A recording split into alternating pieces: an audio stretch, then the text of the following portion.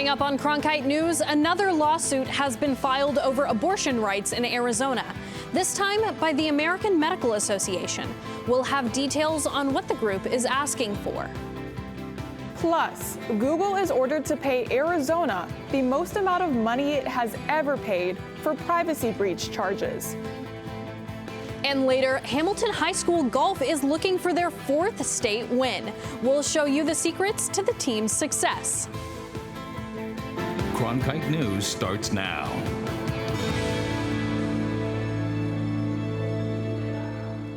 Good evening and welcome to Cronkite News on Arizona PBS. I'm Maddie Freeze. And I'm Haley Ziomek. Thank you for joining us. A new lawsuit aims to neutralize Arizona's territorial-era ban on abortions. It was filed this week by an Arizona doctor and the American Medical Association. The plaintiffs are asking the court to allow licensed medical providers to perform abortions through the first 15 weeks of pregnancy. They say this is what the state legislature intended when earlier this year it passed a ban on abortions after 15 weeks. The territorial-era ban on nearly all abortions would then only apply to those who are not licensed medical providers. That ban was reinstated by a Pima County judge in September at the request of Arizona Attorney General Mark Brnovich. The recent restriction on almost all abortions in Arizona made its way into the agendas of Arizona candidates running for the 2022 elections. Cronkite News reporter Carolina Hassett took a deeper look into where these candidates stand. Arguments between candidates. I currently agree with General Brnovich's position that the law is the law. I think my opponent just admitted that he thinks it's okay to ban all abortions in the state of Arizona. The recent abortion ruling is the focus of many candidate campaigns. Mark Kelly votes for the most extreme abortion laws in the world. State political parties are also capitalizing on the divisive topic. I think it's always kind of a gotcha to go to, like, well, you're going to incarcerate women who get abortions. Hey, you make it illegal and you punish Planned Parenthood, you punish the doctors. Political consultants think that this issue alone may sway voters. If you're hugging the territorial law as you're not going to provide any exemptions to that, you are not appealing to a vast majority of the electorate. And in a general election, that matters. Republicans were well positioned up until the Dobbs ruling. This issue is actually a wedge issue for those swing voters, especially female voters in Arizona. And Coughlin says these swing voters are necessary to win a statewide election. I have not seen them, as I've said, vote for a MAGA candidate since Trump ran in 2016. In the race for governor, Democratic candidate Katie Hobbs released a statement urging people to vote for a leader who will fight for their freedoms. While Republican candidate Carrie Lake says she is pro-life and believes life starts at conception. With early ballots dropping next week, organizations like ACLU of Arizona caution candidates to listen to voters. Instead of making this a political football, as it were, to benefit their political campaigns, they really should be listening to what Arizonans want. In Phoenix, Carolina Hassett, Cronkite News. The topic has also become a talking point in the race for U.S. Senate between Democrat Mark Kelly and Republican Blake Masters. Chuck Coughlin notes that recent polling shows Kelly's advantage with women in the state rose significantly after the Dobbs decision came out. As both sides continue to fight over abortion, there's a new concern: whether personal data could be used in prosecutions. Reporter Geraldine Torellis has the story on this issue that people may not be aware of. In a post, Roe America, data experts and reproductive rights advocates are worried about technology being used to prosecute people who seek an abortion. But should you be rushing to delete your apps or encrypt your emails? People should be very concerned about their data privacy right now. Cybersecurity expert Eva Galprin says there are reasons to worry about how personal data might be used now that Roe v. Wade has been overturned. A study released in August found that text messages and browsing histories were used as evidence in criminal cases involving self-managed abortions. Post-Roe, some are cautioning women to stop using medical apps like period trackers, but that isn't Galprin's main concern. It's not the smoking gun. It's just part of a whole constellation of evidence. The most immediate threat might be common methods of daily communication. Notes through email, text, and Facebook Messenger could be used against someone in court. Data experts have suggestions for safeguarding that information. That is the advice of being careful who you trust, compartmentalize any efforts towards ending your pregnancy, use end-to-end encryption with disappearing messages turned on. Experts and advocates warn that everyone should be aware of their data footprint, with a growing concern for those who may not want an abortion, but due to unforeseen circumstances, find themselves seeking one. You don't go into that situation thinking, oh, I might need to worry about my data privacy, right? You're thinking about, oh, I'm so excited, I'm pregnant, I'm going to have, I'm developing what may be my child. With people being more cautious about the way they communicate, data experts are worried that law enforcement may turn to other measures to gather evidence. We are very afraid that we're going to start seeing things like location dragnets, where the law enforcement simply asks for everyone who has been to the Planned Parenthood in the state across the border.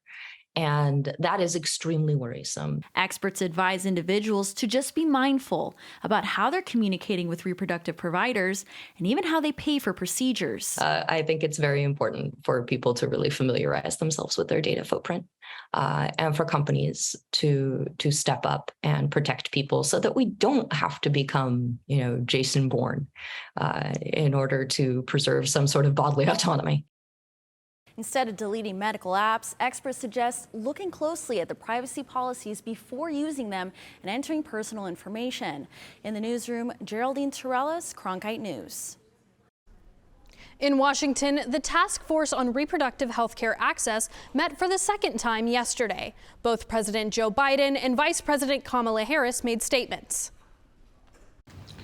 One does not have to abandon their faith or beliefs to agree that the government should not be making these decisions for the women of America.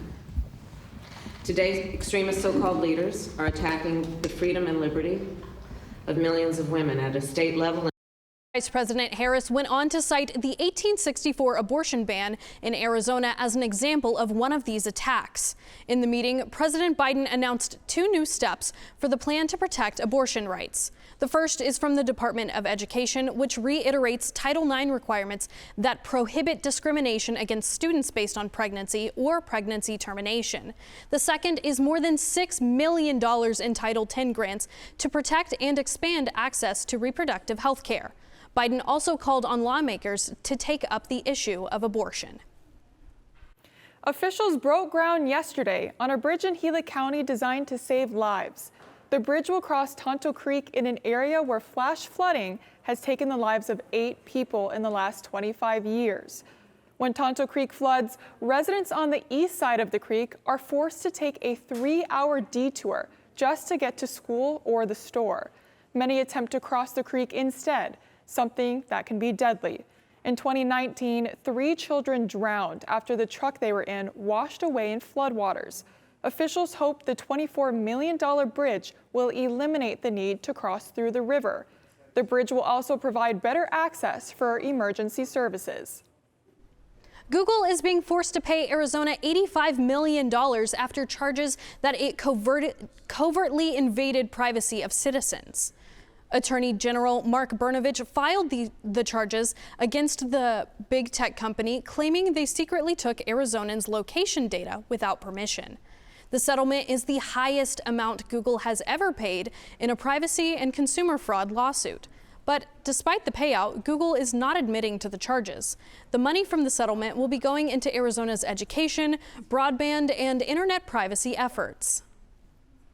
Still ahead on Cronkite News, the largest volunteer event in the country happened this past month for National Public Lands Day. See how a group of wildland cleanup warriors are doing more than just cleaning the environment.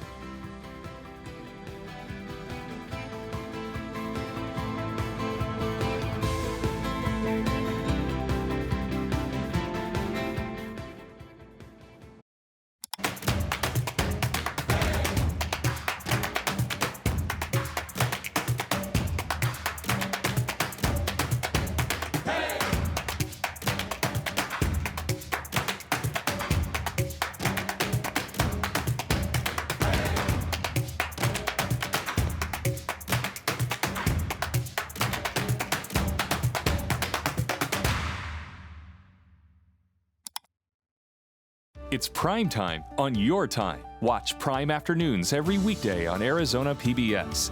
Did you miss a show in the evening? Then catch up on Prime Afternoons. Your favorite dramas. No more bloody heroics. Antiques Roadshow. Really?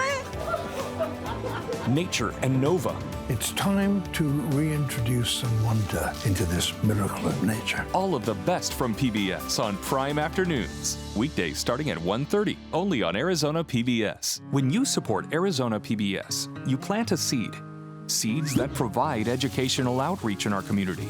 Seeds that put our digital resources to work.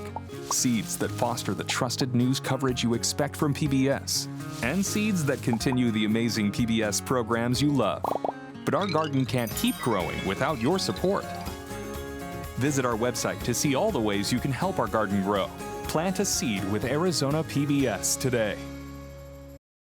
National Public Land Day is the nation's largest single-day volunteer event.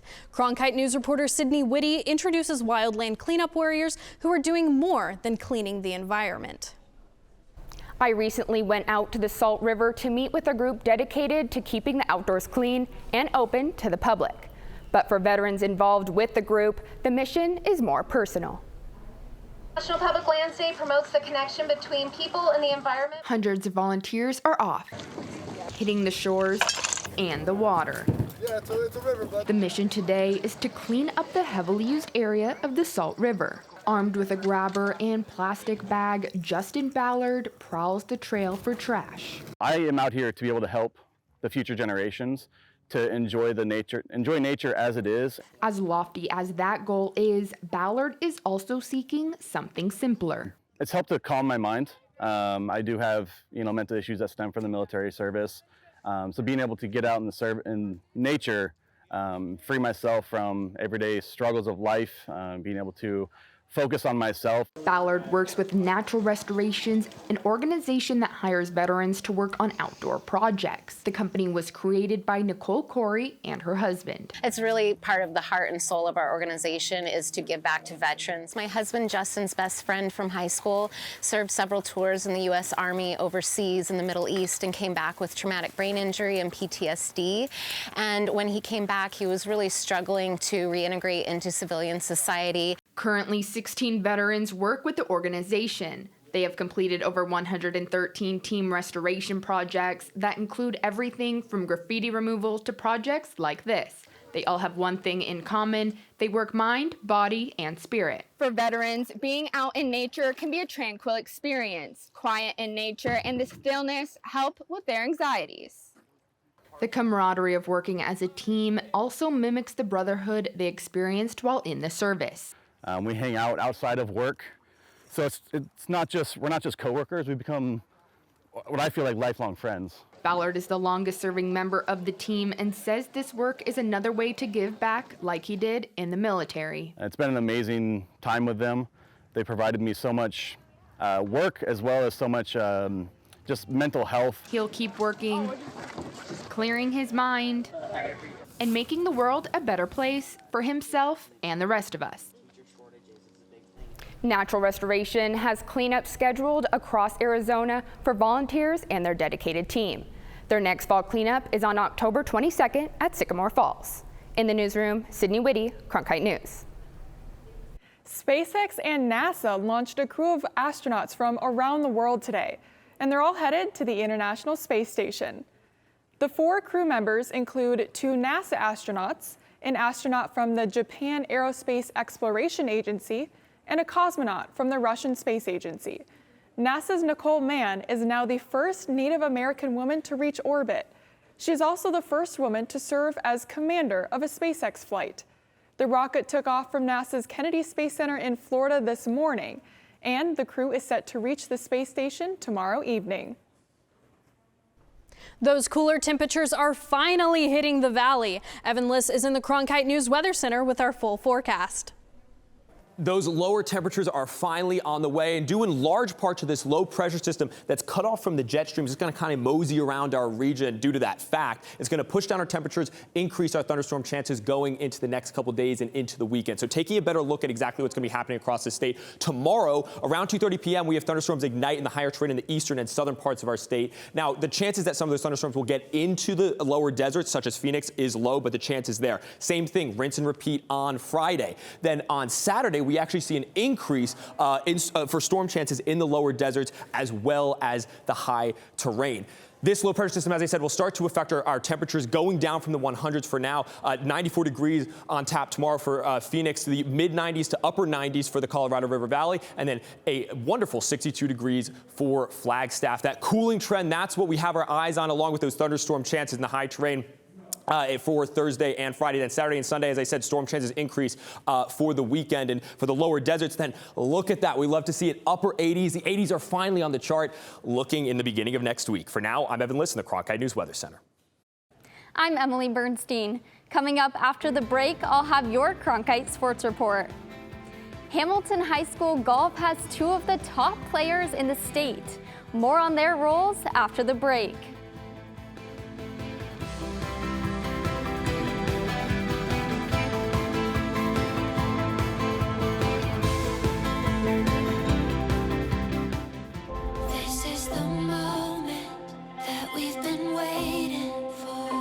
Different about you, a new brightness in your eyes. Welcome to the Hotel Portofino. How utterly charming. Something is coming, can you feel it now? My dreams have been invigorated.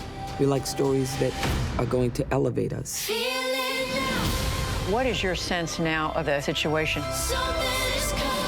They gave us possibilities. This is the opportunity to share my recipes.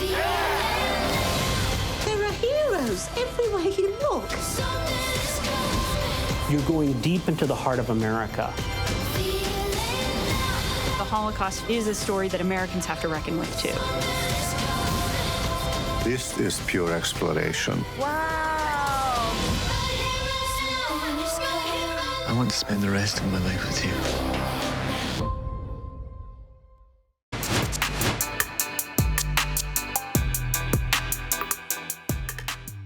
Welcome back to the Cronkite Sports Report. I'm Emily Bernstein. Hamilton High School is home to one of the top best golf teams in the state, and they're led by a player who's only in his junior year. Cronkite News reporter Liam Barrett was at Ancala Country Club in Scottsdale to meet the young star. Vincent Cervantes is one of the best golfers in Arizona, and his swing speaks for itself. The reigning individual state champion already has a decorated amateur career, and he's just getting started. Now beginning his junior season, Cervantes is looking to add to his resume at Hamilton. His goals for the next half of high school are clear. Win individual 2 more times. It's easier said than done, but Cervantes hasn't gotten this far by taking the easy way, and his work ethic doesn't go unnoticed. Hamilton Golf's head coach Steve Canner has no doubts that Cervantes will do whatever it takes to be one of the best. When it comes to golf, Vinny's all in. He's an extremely hard worker. He's always trying to get better. I think Vinny will leave no stone unturned when it comes to becoming a better player. Competition within helps make the Hamilton team so successful. Senior and Marquette golf commit Wyatt Chapman says practicing with Cervantes makes both of them better. Every day I practice, I feel like we will kick each other's butts, and it's a lot of fun playing with him. Like I said, there's not a lot of kids like him. I think, in my opinion, he's the hottest in Arizona right now. Cervantes is excited about what the future holds. He hasn't made any college decisions yet, but wherever he ends up, he'll be ready. I'm really excited for college. I still got some time, but hopefully staying in state or out of state, anywhere, it'll be great for me. In Scottsdale, Liam Barrett, Cronkite News. Hamilton Golf is looking to Cervantes and Chapman to help take home a 4th straight state title this season. The postseason push continues for Phoenix Rising FC on the road this Saturday when they take on Rio Grande Valley FC. With just 2 games remaining in the regular season, the Rising are 4 points out of a playoff spot. The RGV Toros ended the Rising season last year and have the opportunity to do it once again. The Rising faced the Toros in August, and it was Juan Guerra's first home win as Rising head coach. His team will need another win to keep their slim playoff hopes alive. We're going to have to go to RGV and play the way that we want to play. We have to make sure that we follow the game model to the key. And with the character and the talent that we have in that locker room, that should take care of the rest. We have to keep the ball. I want to keep the ball in RGV. It's a big field. We're going to have to keep it. We're going to have to utilize, as much as the ball as we can and try to move them. Young talent runs deep on Arizona State's men's hockey team, but one player is hoping his productive summer will propel him to even greater heights. Cronkite News reporter Nikki Pica has more on the Sun Devil sophomore. Last season, ASU defenseman Ty Murchison transitioned to the college hockey game with ease. Murchison was third in Arizona State program history to come in as a true freshman, playing against older players. That experience gives him an edge heading into his sophomore year. The more confident that he got, the stronger that he got, and just kind of physically adjusted to the college game. By the end of the year, you could make a case he was arguably our best 5-on-5 defenseman. While Murchison started skating at a young age, he didn't start off on the ice. My dad actually moved down there for roller hockey, so he started working for the Ducks, ended up managing all their Southern California roller hockey rinks. So I grew up around there, played roller hockey mainly until I was about 11, and then I decided to transition over to ice hockey. Once Murchison transitioned to the ice, it was more than just a different surface to skate on. His father, Ken, played in the East Coast Hockey League, and his mother was a figure skater. I was kind of born to be on the ice. Yeah, he did pick it up quickly. It's all the stick handling and then the mindset with it, puck possession. He learned a lot of his base through roller. It was really just adapting to the ice skating and the edges with the ice skates. Murchison was invited to the 2022 World Juniors Evaluation Camp that took place in Plymouth, Michigan.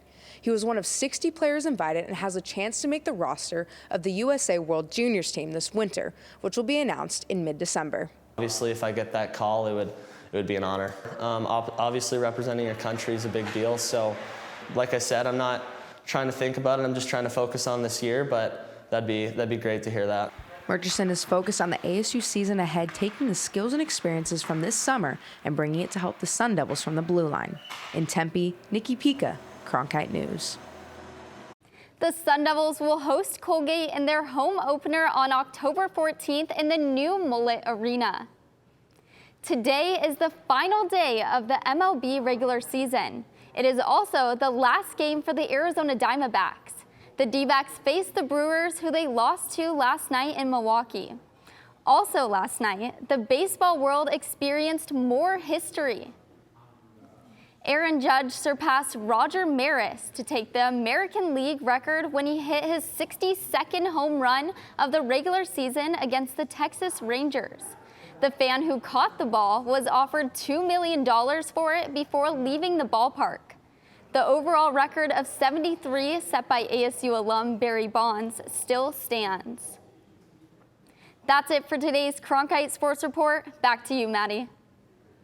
Still ahead on Cronkite News, there's a way you can have some fun with the winter season right now.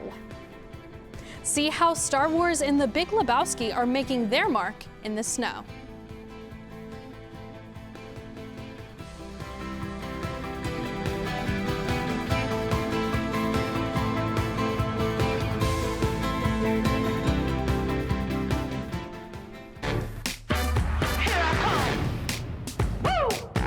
Ain't no time for imitation, ain't no time for playing. I'm just gonna do me. You know what I'm saying?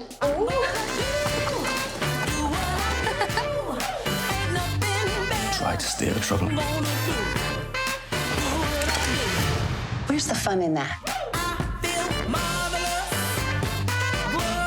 You know how ladies can be. I'ma do what I do. Did you know newsrooms today are looking for bilingual journalists? Cronkite Noticias prepares you to cover diverse communities. In Cronkite Noticias, you will obtain an unforgettable experience Pales como este van a tumbar. Cronkite Noticias. And develop your skills with the latest technology.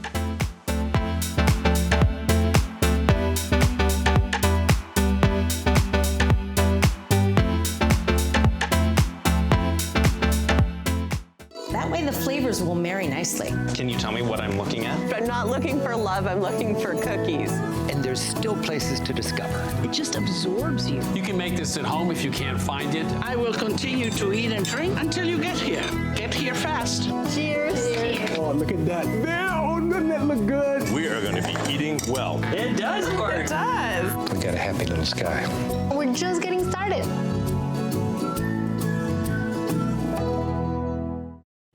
It may not feel like winter yet here in the valley, but you can celebrate the season early with ADOT's Name a Snowplow contest.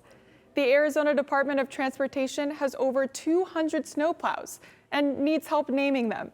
Anyone is welcome to submit their clever or funny snowplow name until October 13th on ADOT's website. ADOT will choose 10 to 15 finalists for the public to vote on later this month. And 3 winners will get their name decaled on a snowplow for its life. Some fun examples other states have used include Emperor Plow Patine, the Big Leplowski, and Control Salt Delete. That's it for Cronkite News tonight. Thanks for joining us. For top Arizona stories anytime, go to cronkitenews.azpbs.org.